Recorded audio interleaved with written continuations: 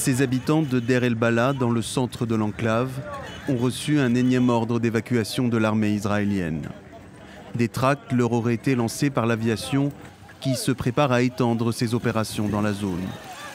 Éprouvés par près de 2 ans de bombardements et affamés par les blocus humanitaires, ces Gazaouis reprennent le chemin de l'exil, à pied, en charrette ou dans leur véhicule. Cette famille palestinienne transporte des enfants en bas âge. Ils nous ont jeté des tracts, mais nous ne savons pas où nous allons. Nous n'avons pas d'abri ni quoi que ce soit. Là où nous étions installés, on ne faisait de mal à personne. Ce qui se passe, c'est qu'on nous met la pression. On marche sans savoir où aller.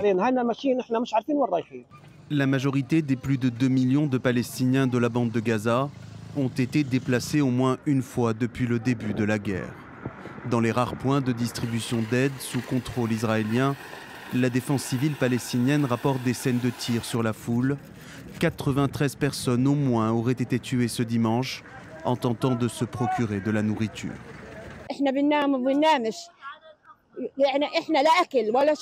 Nous ne dormons pas, il n'y a pas de nourriture, d'eau, de farine ou quoi que ce soit. Ce départ a lieu alors que nous ressentons de la pression, de l'étouffement et que nos enfants ont faim. La bande de Gaza est détruite.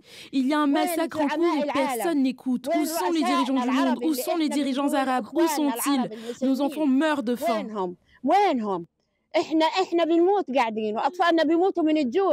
En 22 mois de guerre dans la bande de Gaza, au moins 58 000 personnes, majoritairement des civils, ont été tuées par l'armée israélienne.